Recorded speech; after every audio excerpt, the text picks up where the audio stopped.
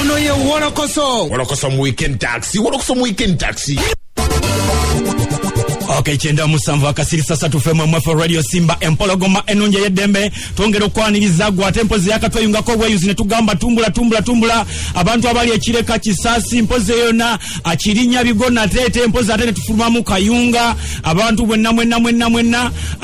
kakala mwamugano kudde kwesimba ona yite tumanyi wachi mwamugana naye kayunga tata wange yangamba tata yakugana mwami tubega ekitimbwa abali emubende namwe tubabuza ko tubaga muri bakabinyo njagala okubira mpozi nga tembuza ku promoter Juma nga tempozi no promoter wa omuyimbi mpozi yayimba kali akayimba kazinsiwa omulangira Bank of Uganda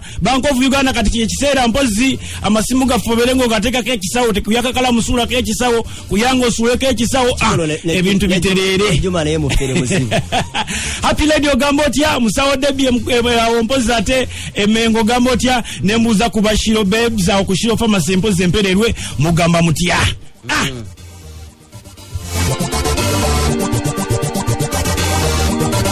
tukyali ku bulwadde buno mpozi obufuuse ekizibu olw'ensonga nti bubadde bukyaludde okujja wadde ng'emyaka egiyise bwali bwalabikako mpozi ate mu byasa ebyo wadde nga bwali tebunnatukako ku ssemazinga wa Afrika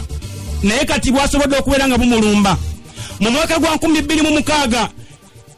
mu kaweefo w'okulwanyisa akawuka ka mukenenya twafuna abayimbi bayite ba All Stars nga mpozi bano bakulembebwamu Juliana Kanyomozi Aneti Nandujjako n'abalala bayimba oluyimba mpozi olukwatagana ne sirimu era ne babeeranga mpozi obubaka bwatambula nnyo ne ku mulundi guno Bebe Cool ono nga mpozi yewa Gagamel amanyiddwa nga first muzzukulu owa President Museveni ng'aliwo mu n'abayimbi b'empozi omuli Azawi owa Swangs ne Vinka Gatako John Black Fresh Kid ne Fresh Daddy nabo mpozi bakoze oluyimba lwe lumu lwe bayise corona distance nga bagamba mutuufu beera wala eri munywanyi wo newankubadde ng'omwagala nnyo ekirwadde kikanywa musaayi kwata mpola tekikulya mutaayi sipidi kiduka ya 18 tekimanyi muto mukulu na mukadde kino tekimanyi atayinaina kuzaba bebi tewegayalira soft support tozitiga alona bizaza buno bazanitaiza buno obulwadde butemu nnyo tokola mpaka bukwata n'abato tebumanyi bayonka babagala obulamu bambi musigale waka tusigale ku biragiro tugoberera amateeka wash your hands regularly with soap cover your mouth and nose when you cough tukoza sabulungi sanitizers fresh kid yuji mu corona distance. First Daddy mbasaba mwekuuma ennyo mwebala okutambula n'okukuŋŋaana ennyo kino kyekirwadde kiyinza okutumalawo ennyo singa tubeera tetwefuddeko nnyo olaba kiyugumya ensezi superpower twekuume eyo family yatufuukira ekizibu abantu gabambo yayogedde bulungi oluyimba kali ndowooza bulukakasizza ebimu mpozi ku biviiriddeko mpozi okubeera nga tufuna obulwadde buno okusinziira ku Lord Mayor to be Joseph Mayanja mwite Jose Chameleone agamba nti ebizibu oba emize emibi egy'abakyala okweyambula ensi okukkiriza abakyala ne bawasa bakyala bannaabwe abasajja ne bawasa basajja bannaabwe omuli okwegamba mbutuufu ekyo ekimu ku bintu ebinyiiza Katonda n'abeera nga mpozi asunguwadde nga kino kikolwa kya busungu okuva eri director Katonda kubanga lwaki eddagala yandibadde libula wabula Katonda musunguwavu wano Dr. Jose Chameleone weyayiriddewo oluyimba nga yegayirira Mukama Katonda twasobya tusonyiwe nenga oluyimba luno kuluna ate lwayawukanyeko n'endala nga ddo luli mu kikula kya kiringala era nga yabadde ayimba luzayire luyita olulingala.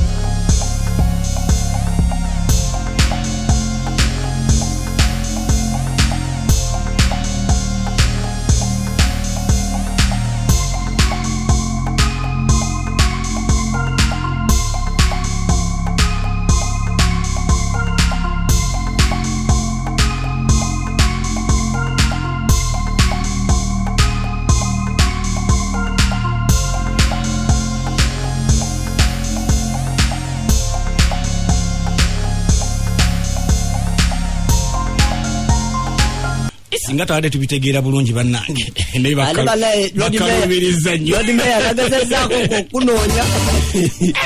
twetaaga translate wale nagezezzaako okunoonya naye tujja kwogera kale okusinziira ku bantu nga bwe badde bagamba oluvannyuma lw'okubatenga bawulira ennyimba ezisukka mu lumu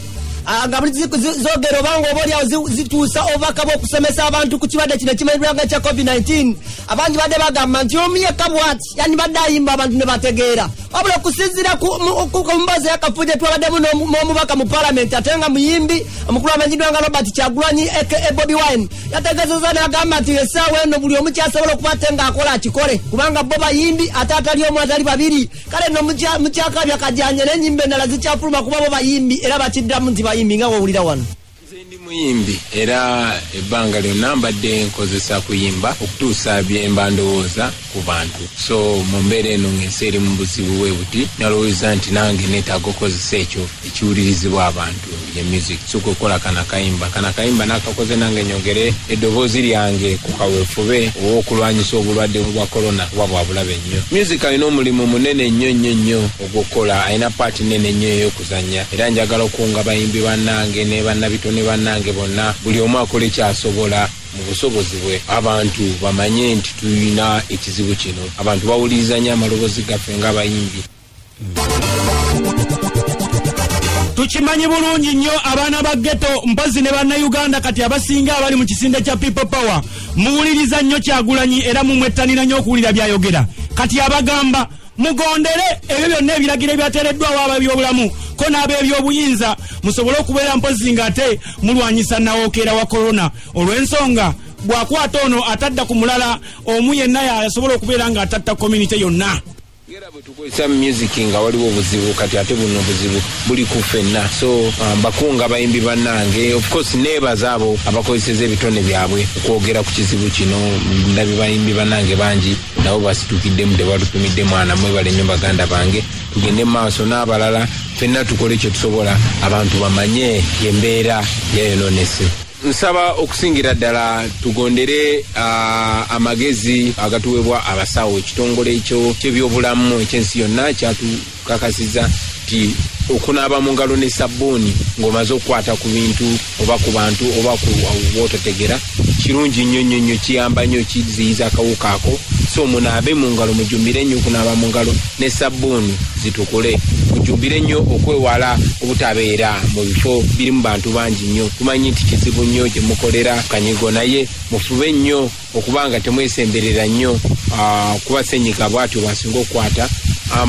mufube nnyo okulaba nga bwulira omuntu yenna akolola ekifuba ekikalu oba ayina ssenyiga omungi ennyo oba ayina omusujja omungi ennyo tegeeza abekikwatako oba abasawo akeberebwe ate bwobukeberebwa nosangibwa nga olina obulwadde obwo fuba okulaba nga bukoma ku gwe oba tobulina fuba okulaba nga tobufuna ngaokola ebyo abasawo bye batugamba okutuuka okuyimba ku bulwadde buno munywanyi abuliriza empologoma eno kyeddemba akadde kano oba oliawo nti oba oteekwa okubanga kyoyimbako oba okitegedde bulungi kale ne Bobi Wine yakitegedde bulungi nnyo okutuuka okukiyimbako naddala obulabu obukirimu yensonga lwaki okulabula naddala abanywanyi babamanyi ddala abali mu ghetto ku ssaawa eno nga waliwo akutta omuti ayagala kugabanako ne banne kale agamba nti gusuule kuba waliwo obulabe bwakulabula wano balina obusobozi manyi nti abantu baffe bangi nnyo tebasobola kubeera waka kubanga bakola za lunaku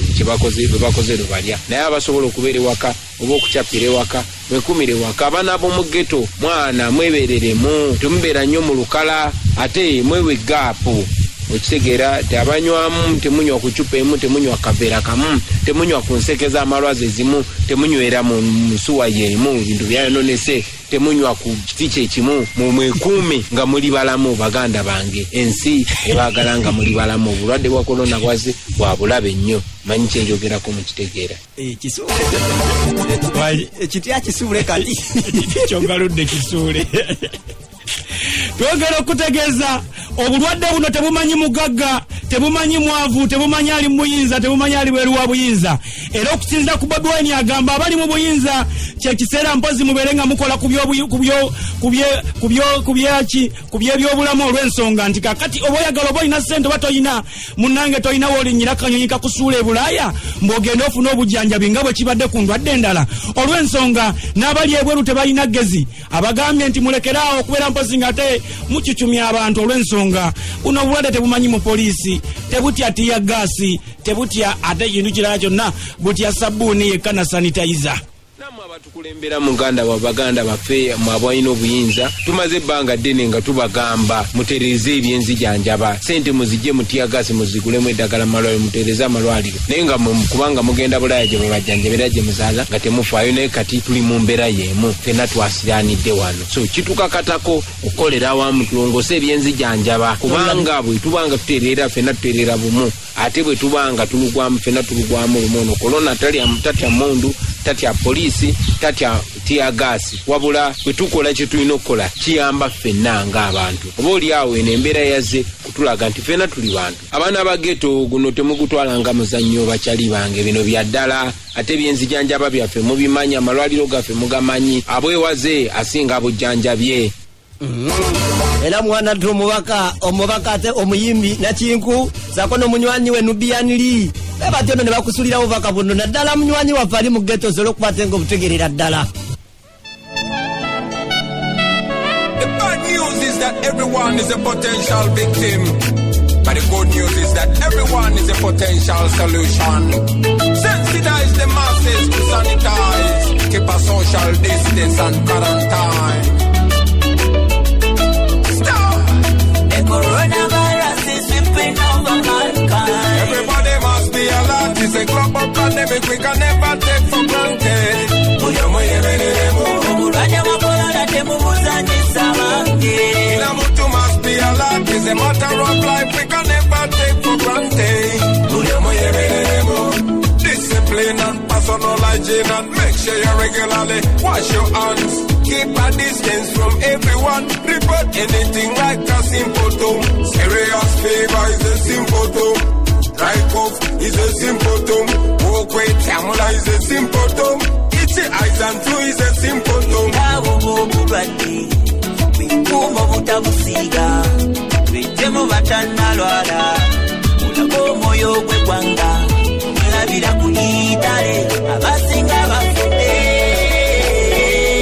okuwewala kisinga ko bujanjaba. The coronavirus is sweeping over mankind. Everybody must be alert. It's a global pandemic we can never take for granted. Omulwadde wa corona temubuzanyisa bange. Kila mtu must be alert. It's a matter of life we can never take for granted. The coronavirus is sweeping over mankind. Everybody must be alert. Ono ye WOLOKOSO mu weekend taxi. Okay, nyongera okubuzaako era gye sokwatengo otumbudde empologoma nungi edebe na gye sokwatengo tuwuliriza nyweno okubuzaako nnyo omunywanyi amanyiddwa nga Enoka management ekawempe ne mbuzaako nnyo ku gavini ekyali wajjala we balekwatengo otumbudde empologoma ekikiri komanda ne mbuzaako nnyo ku njuwa Jamiri we balekwatengo otumbudde empologoma nungi edebe Nyanzi live Patrick walai ne mbuzaako nnyo ku mukulu amanyiddwa nga Sentongo Derrick ali kawempe eyo ebamu kuba aba obi bange benasoma nabo ku Stoma High School awo kawempe balekwata mutumbudde empologoma nungi edembe kale nembuza mpozi ate ku Kabenge Uptom Kabenge mpozi wajjo Eshiwa Property Brokers awo mpozi ate nembuza ku Tawanjosha ku Festino nembuza ate mpozi ku Kisache Paul ebukunja ogamba otya ate mpozi nembuza ku Bashir Kayongo ogamba otya nawe then ate nembuza mbabali mbowa mtegeera kubuzaako nnyo mbowa yalinga mwali mukola naye ku Tiger FM mbowa waga mabali oli machibo gamba le muyimba nga muwayi birabo sebo lolo ali kula Bobi lwa kamili ne bayimba nga bawayi ebirabo. Okay,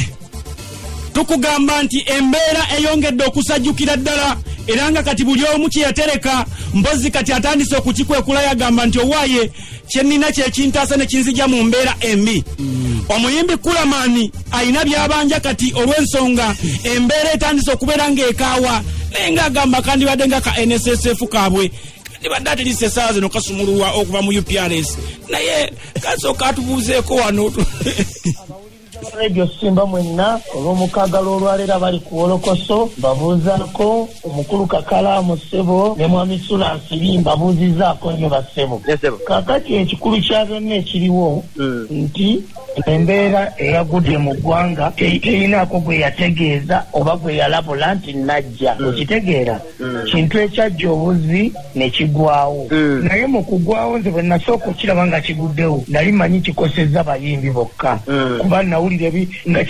kyakagwawo omukulembeze speech gye yasooka okuwa ne bastopinga ebivulu n'amabaala na biki ndowooza nti ndowooza kinyize ba artist bokka na ba DJ naye kyennaku nnyo nti nakizuula luvannyuma nti kikosezza eggwanga lyonna era tuli mu bwennyamivu bw'amaanyi n'okunakuwala okw'amaanyi onyumiddwa nnyo sakola kutegeera obubaka obuvudde mu bayimbi ge tubadde tubakuwa wali eri emabega naye nga tomanyi nti nno oba oliawo gye buvadde gye bukoma byonna byonna gaba mu kulya mu mbeera bwetyo kale n'okusinziira ku Kulamani agamba nti kyandijubya nnyo obubaka buno nga babubawa nga nabo bennyininyini n'okokulya bakalinako mu mpale oba mu nsawo oba oliawo kale okusinziira ku mbeera eno bagamba nti essuubi lye nabyo badde balitadde mu kibiina ekimanyiddwa nga Uganda Performing Rights Society kiyita UPRS era ensonga lwaki bakitadde obwesiga bonna babutadde mu mbeera eno agikuwa wano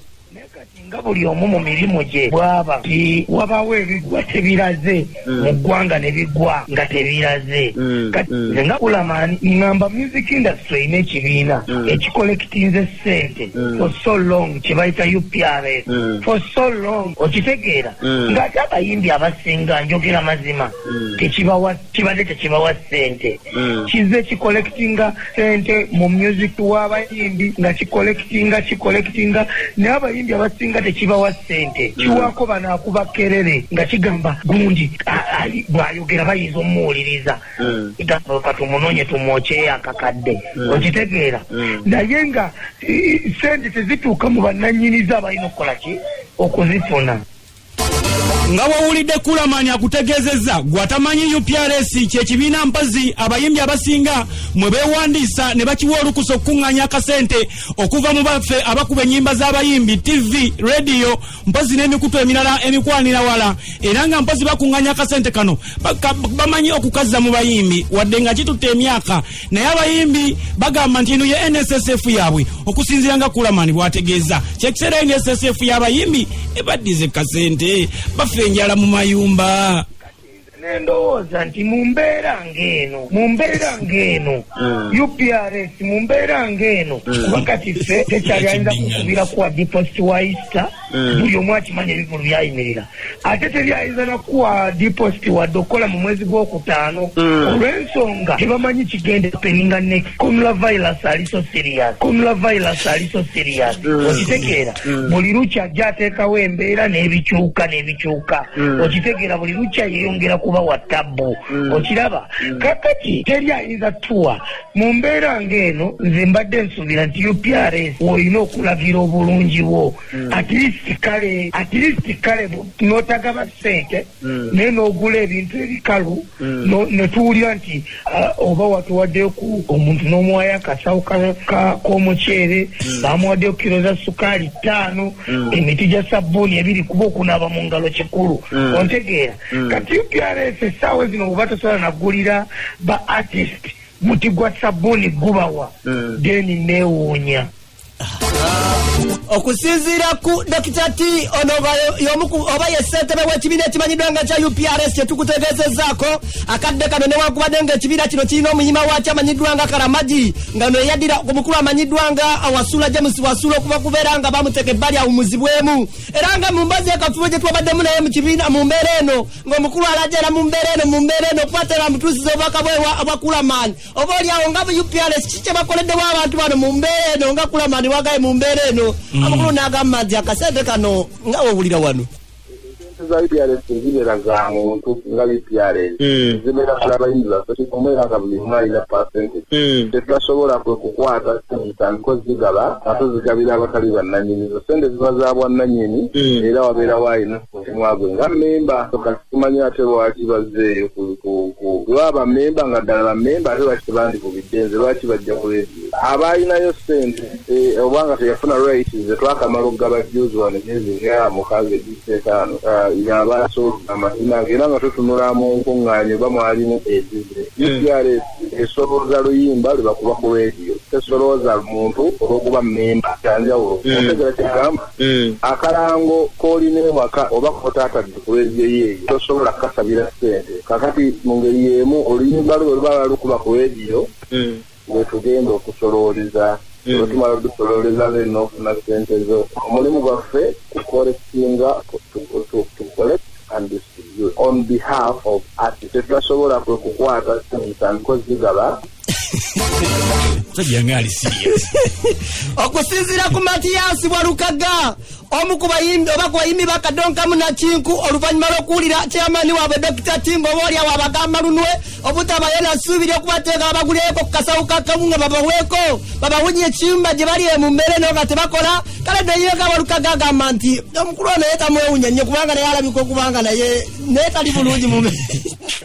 Chindako mgena kola mtia chimu chakola bivuru naye ate mwe muyinawo ko omuzigamba nti at this kanzulikawo ne bwenzi jayi mitwala abiri nyenjigulamu obuwunge waka omusirisa ayipale sense twakimuzala bulungi nti emyaka nga kusaba nakatayidingayo nga mitwalo nga kyenda dokita Tinda babene nakola naye yeetaaga naye anoolyamu wabuyambi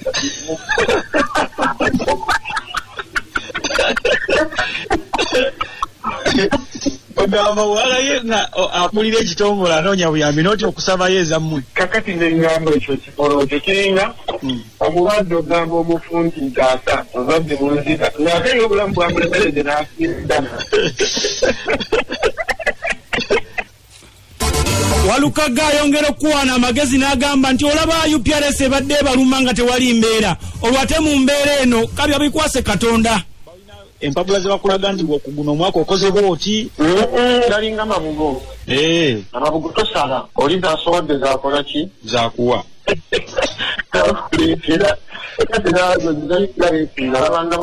ogendayo bakuwa ekibaasa bweyanza bakuba ebifaananyi bingi nnyo ne bakutimba ogenda okusabukulamu emitwalo 3 ate oguza emitwalo 3 era lyanga okujja ozirona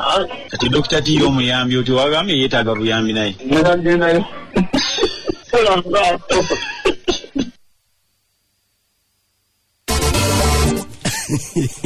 onono Matiyasi Walukaga waba akyabitaddemu omuzannyo bakira ye kulamanya akawulira akagala sukaali amwagala sabbuuni amwagala era Dr. T si wakumukwasa kisa nga wowulira wano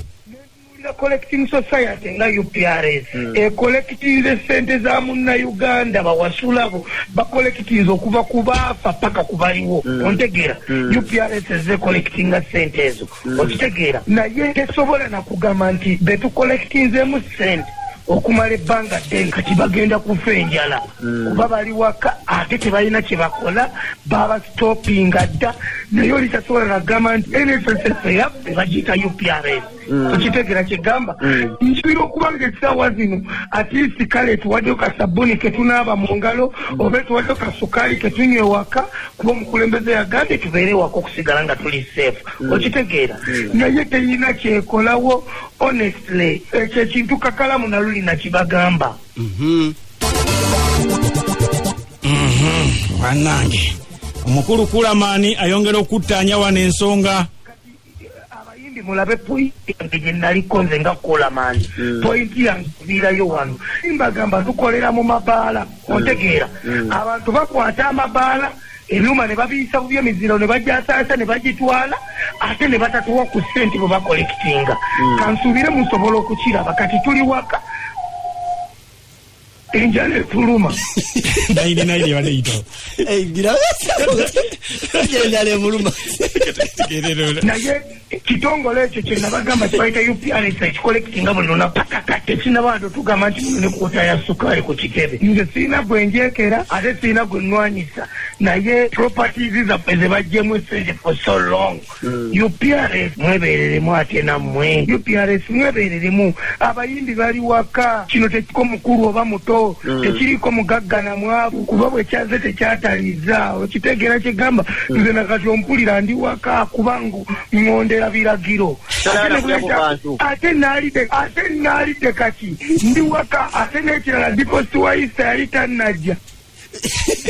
Kulamani. N'abalala baali bawanise engoye baali tebannatuwa ssente otegeera tekyali goyinza gamba kabe promota tayinza kuweereza de 10 olw'ensonga tamanyi tuddamu dipla kuba ffenna ne tumanyi embeera eno ekoma ddi UPRS wano woolina okugirayo omugongo n'ogamba ekinyamba nga David Lutala afudde tekinyamba kuva mu mbeera eno nga Kamiliyoni afudde tekinyamba kuva mu eno embeera nga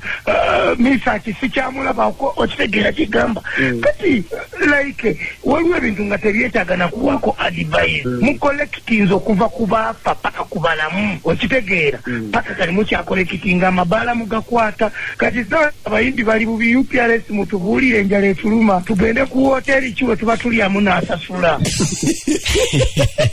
akalamu nze kulaba okwange kulamani kale Dr. Tyagambye basasula abo abali registered kati baba bali registered baba waddeyo kasente kubanga waliwo omuyimbi gwe manyi na Sophie nyimba zenga bazikuba ku radio ne TV nete bamukubira nko wadde ne kasimu nti jangono ne kasente era kyakira omusajja kyagambye nti bayo bafunayo abakuba kerere kale muyite aba bali gestaringana mu kyemugamba mu time eno babadde nyimba zabo tezikubibwa amaze kusasideko nnyo munywanyi Kulamani era nsaba restaurant nange tukole save Kulamani in the house Manager Freddy kubuzizaako nyezi goti kirabu wano wala tumude mpologo beno je yeddembe Tuswata Albert yao mpozi meya tubika wempe South na tempo zinembuza ku ofa Kaira ogamba otya tempo zinembuza ku mwana mulenzi Bakiddawo owajovi promotions ne Frank Walusimbi message tugifunye kuva kwa NTV ya okay jali awuliza bulungi nnyo okay. So come you guys, get serious. Hakati orambo WOLOKOSO aweddeyo. Ne sawe dako mujikole namwe.